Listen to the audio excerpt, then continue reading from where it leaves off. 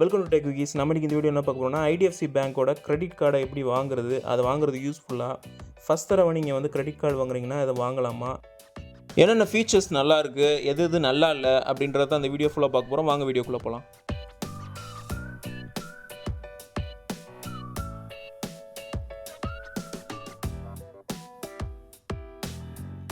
இந்த IDFC first classic அப்படின்ற credit card வந்து ஒரு என்ட்ரி லெவல் கார்டு. உங்களுக்கு பக்கத்தில் IDFC பேங்க் இருந்துச்சுன்னா அங்கே டேரெக்டாக போய் அப்ளை பண்ணிக்கலாம். அப்படி இல்லைன்னா கீழே டிஸ்கிரிப்ஷன் மேலே பட்டன் ஃபஸ்ட் கமெண்ட்டில் அதுலேயே லிங்க் கொடுக்குறேன். தேவைப்பட்டவங்க அதை கிளிக் பண்ணி அப்ளை பண்ணிக்கோங்க. இந்த கிரெடிட் கார்டு உங்களுக்கு வாங்குறதுக்கு சிபில் ஸ்கோர் நல்லா இருக்கணும். அப்புறம் ரொம்ப நாள் கடன் வாங்கி கரெக்டாக அடைச்ச மாதிரி கிரெடிட் ஹிஸ்ட்ரி வேணும். அதாவது நீங்கள் ஹோம் லோன் வேறு ஏதாவது லோன் வாங்கியிருந்தீங்கன்னா அது கிரெடிட் ஹிஸ்ட்ரி ஸ்டார்ட் ஆயிரும். அதில் சிபில் ஸ்கோர் உங்களுக்கு லோட் ஆயிரும். நீங்கள் வந்து ஜிபேயில் கூட சிபில் ஸ்கோர் நீங்கள் செக் பண்ணிக்கலாம். அதை வச்சு நீங்கள் இதுக்கு அப்ளை பண்ணிங்கன்னா ஓரளவுக்கு உங்களுக்கு யூஸ்ஃபுல்லாக இருக்கும். ஃபஸ்ட் தடவை கிரெடிட் கார்டுக்கு அப்ளை பண்ணுறவங்க இந்த மாதிரி என்ட்ரி லெவல் கார்டு, அதாவது ஃபஸ்ட் கிளாஸுக்கு மாதிரியான என்ட்ரி லெவல் கார்டுக்கு அப்ளை பண்ணிங்கன்னா அது கிடைக்கிறதுக்கான வாய்ப்பு நிறையா இருக்குது. உங்களோட கிரெடிட் லிமிட்டை உங்கள் சிபில் ஸ்கோரை வச்சும் உங்கள் சம்பளத்தை வச்சும் பேங்க் தான் முடிவு பண்ணுவாங்க. கிட்டத்தட்ட 50,000 ரூபாயிலேருந்து 3 லட்சம் 4 லட்சம் வரைக்குமே இதோட லிமிட் இருக்குது.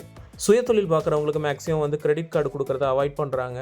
நீங்கள் சம்பளம் வாங்குற பர்சனாக இருந்தீங்கன்னா நீங்கள் கிரெடிட் கார்டு வாங்குறதுக்கு அது ஒரு எக்ஸ்ட்ரா பெனிஃபிட்டாக இருக்கும். இதே மாதிரி நம்ம சேனலில் SBI கிரெடிட் கார்டு வாங்குறது எப்படி அப்படின்னு ஒரு வீடியோ போட்டிருக்கோம். அதோட லிங்க்காக மேலே பட்டன் கீழே டிஸ்கிரிப்ஷன் ஃபஸ்ட் கமெண்ட் எல்லாத்தையும் கொடுக்குறேன். தேவைப்பட்டவங்க போய் பாருங்கள். அதோட ப்ரொசீஜர் வந்து பேங்க்லேயே முடிஞ்சிடும். மேக்ஸிமம் ஒரு 4-5 கால் பண்ணிவிட்டு அதை முடிச்சிருவாங்க.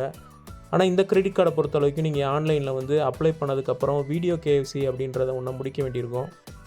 SMSல ஒரு லிங்க் அனுப்புவாங்க. அந்த லிங்க்கை கிளிக் பண்ணிவிட்டு உங்கள் டீட்டெயில்ஸ்லாம் கொடுத்துட்டு அப்ளை பண்ணிட்டீங்கன்னா வீடியோ KYC அங்கே கனெக்ட் ஆகிரும்.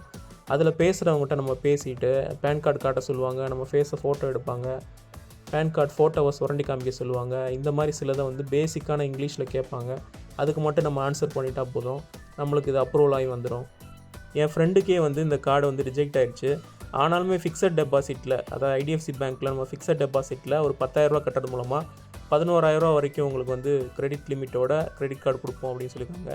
இதை நீங்கள் 50,000 கொடுத்தீங்கன்னா 55,000 ரூபாய்க்கு லிமிட் கிடைக்கும். 1 லட்ச ரூபா கொடுத்தீங்கன்னா 1,10,000 ரூபா வரைக்கும் உங்களுக்கு லிமிட் கிடைக்கும். அந்த மாதிரி வந்து கிரெடிட் கார்டும் அவங்க ப்ரொவைட் பண்ணுறாங்க.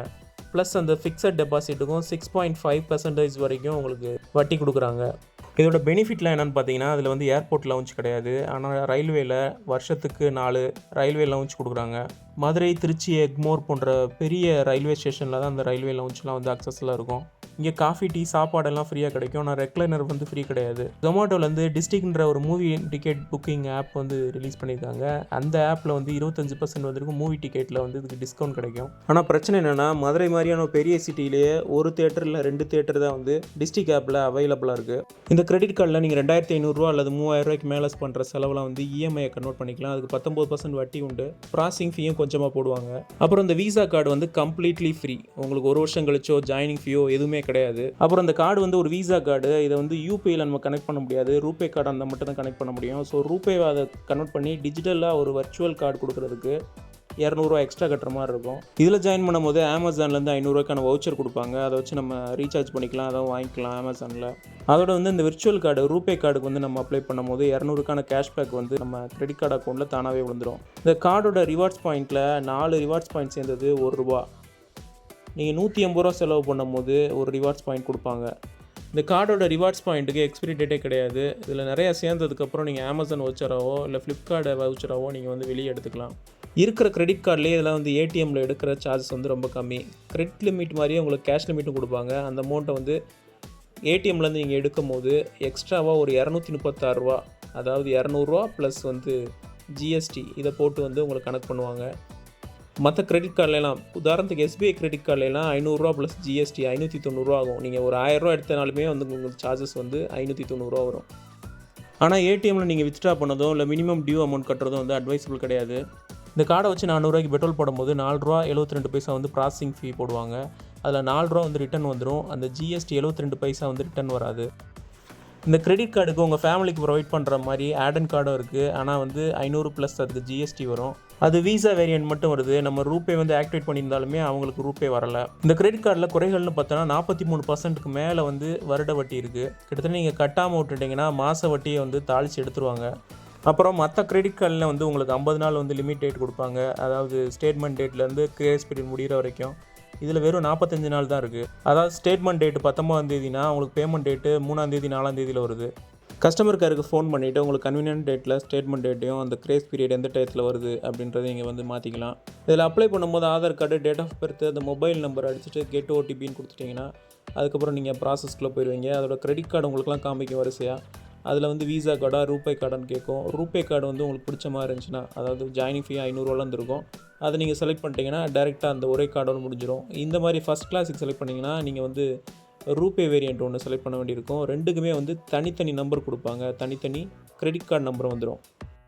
ஏன்னா வீசா கார்டை வச்சுட்டு ஆன்லைன் ஷாப்பிங், பெட்ரோல் பங்க் இதில் தான் யூஸ் பண்ண முடியும். இந்த கிரெடிட் கார்டில் நீங்கள் பொருள் வாங்கினீங்கன்னா கிட்டத்தட்ட ஒரு 45 நாள் வரைக்கும் வட்டி இல்லாத கடன் கிடைக்கும். ரெண்டாவது இந்த கிரெடிட் கார்டும் உங்களுக்கு ஃப்ரீயாக கிடைக்குது. ரூபே வேரியண்ட் வாங்கினா மட்டும் நீங்கள் 200 வந்து வருஷத்துக்கு ஒரு தடவை கட்டிக்கிட்டே இருக்க மாதிரி இருக்கும். ஜாயினிங் ஃபீ 200 இருக்கும், வருஷத்துக்கு ஒரு தடவை கட்டணும். இதிலே ஹையர் வேரியண்ட்டு ரூபே கார்டு நீங்கள் செலக்ட் பண்ணிங்கன்னா ரிஜெக்ட் பண்ணாலும் வாய்ப்பு இருக்குது. இது மேக்ஸிமம் உங்களுக்கு ரிஜெக்ட் பண்ணலைன்னா இந்த கார்டை சூஸ் பண்ணிவிட்டு ஒரு கிரெடிட் ஹிஸ்ட்ரியை, அதாவது நீங்கள் கடன் வாங்கிட்டு திருப்பி அடைச்ச கிரெடிட் ஹிஸ்ட்ரியை அந்த பேங்க்கில் உருவாக்கிட்டு அதுக்கப்புறம் பெரிய லெவல் கார்டுக்கோ இல்லைன்னா கிரெடிட் லெவலை ஏற்றுறதுக்கோ, அதாவது கிரெடிட் லிமிட்டை ஏற்றுறதுக்கோ நீங்கள் ட்ரை பண்ணலாம். இந்த IDFC கிரெடிட் கார்டுக்கு நம்ம ஃபில் பண்ணும்போது ஆன்லைன்லேயே ஃபில் பண்ணிக்கலாம். வீடியோ கேஎஃப்சி நடக்கும். அதனால் நீங்கள் வீட்டிலேருந்து எல்லாத்தையும் முடிச்சிடலாம். எங்கேயும் அலைய வேண்டிய தேவை இருக்காது. அதே மாதிரி கிரெடிட் கார்டு ரிஜெக்ட் ஆனாலுமே ஃபிக்ஸட் டெபாசிட் மூலமாக அதில் கிரெடிட் கார்டு நீங்கள் ஓப்பன் பண்ணிக்கலான்ற ஆப்ஷனையும் கடைசியாக கொடுப்பாங்க. கிரெடிட் கார்டு அப்ரூவ் ஆயிடுச்சுன்னா உங்களுக்கு 2-3 நாள்லேயே வந்து ப்ளூ டாட்டில் வந்து அந்த கிரெடிட் கார்டை போட்டு விட்ருவாங்க. அதுக்கு முன்னாடி உங்களுக்கு ரூபே வந்து ஆக்டிவேட் பண்ணிட்டீங்கன்னா நீங்கள் அதுக்கு முன்னாடியே யூபிஐ வந்து ஆன் பண்ணி ரன் பண்ணிக்கலாம். அதாவது கிரெடிட் கார்டு வந்து போஸ்ட் மூலம் உங்களுக்கு கைக்கு வரதுக்கு முன்னாடியே ரூபே யூபிஐ ஆக்டிவேட் பண்ணி நீங்கள் யூஸ் பண்ண ஆரம்பிச்சிடலாம். அப்புறம் இந்த IDFC கிரெடிட் கார்டு ஆப்பில் வந்து எந்த ஆப்பில் இல்லாத மாதிரி எவ்வளோ நீங்கள் ஸ்டேட்மெண்ட் டேட்டுக்கு அப்புறம் பேமெண்ட் கட்டுறீங்களோ அந்த பேமெண்ட்லாம் வந்து கழிச்சே காமிச்சிடும். ஸோ பேலன்ஸ் நீங்கள் எவ்வளோ அமௌண்ட் கட்ட போகிறீங்க, அதாவது நீங்கள் பேலன்ஸ் எவ்வளோ அமௌண்ட் கட்டணும் அப்படின்றது ஈஸியாக அதில் பார்த்து தெரிஞ்சுக்கலாம். இதெல்லாம் ஒரு விஷயமா அப்படின்னு நினச்சிங்கன்னா நிறைய கிரெடிட் கார்டு ஆப்பில் வந்து நீங்கள் கட்டின அமௌண்ட்டை கழிச்சிட்டு பேலன்ஸ் எவ்வளோ கட்டணும் அப்படின்றது சொல்லவே கிடையாது. அப்புறம் இன்டர்நேஷ்னல் டொமஸ்டிக்கில் எந்தெந்த சர்வீஸ்லாம் ஆனில் இருக்கணும், ஆஃபில் இருக்கணும், அதாவது ATM, UPI, ஆன்லைன் ஷாப்பிங் இதெல்லாம் ஆனில் இருக்கணுமா ஆஃபில் இருக்குமா அப்படின்றதில் செலக்ட் பண்ணிக்கலாம். இன்னும் நிறைய ஆப்ஷன்ஸ் உள்ள கொடுத்து வச்சுருக்காங்க. IDFC கிரெடிட் கார்டிலேருந்து சும்மா ஃபோன்லாம் பண்ண மாட்டாங்க. கரெக்டாக நீங்கள் பேமெண்ட் வரிசையாக கட்டிக்கிட்டே இருந்தீங்கன்னா உங்களுக்கு அவன்கிட்டருந்து காலே வராது. கிரெடிட் கார்டுன்றது ஒரு கத்தி மாதிரி, அதை கரெக்டாக யூஸ் பண்ணிங்கன்னா ரொம்ப பெனிஃபிட்டாக இருக்கும். தப்பாக யூஸ் பண்ணால் தான் அது பிரச்சனையாகும். இந்த IDFC கிரெடிட் கார்டை அப்ளை பண்ணுறதுக்கான லிங்க்கை கீழே டிஸ்கிரிப்ஷன், ஃபர்ஸ்ட் கமெண்ட், ஐ பட்டன் எல்லாத்தையும் கொடுக்குறேன். தேவைப்பட்டவங்க போய் பாருங்கள். இந்த வீடியோவில் IDFC கிரெடிட் கார்டை பற்றி மட்டும்தான் பேசியிருப்போம். அதோட பேசிக் லெவல் கிரெடிட் கார்டு எப்படி யூஸ் ஆகும் அப்படின்றத வந்து SBI கார்டோட வீடியோவில் தான் சொல்லியிருந்திருப்பேன். அதோட லிங்க்கை மேலே ஐ பட்டன் கீழே டிஸ்கிரிப்ஷன், ஃபர்ஸ்ட் கமெண்ட் எல்லாத்தையும் கொடுக்குறேன். அதில் போய் பார்த்தீங்கன்னா இன்னும் உங்களுக்கு அதிக தகவல் கிடைக்கும். இந்த வீடியோ உங்களுக்கு பிடிச்சிருந்துச்சுன்னா அந்த வீடியோக்கு ஒரு லைக் கொடுங்க. உங்கள் ஃப்ரெண்ட்ஸோட ஷேர் பண்ணுங்கள். ஏதாவது சந்தேகம் இருந்துச்சுன்னா கீழே கமெண்ட்டில் கேளுங்க.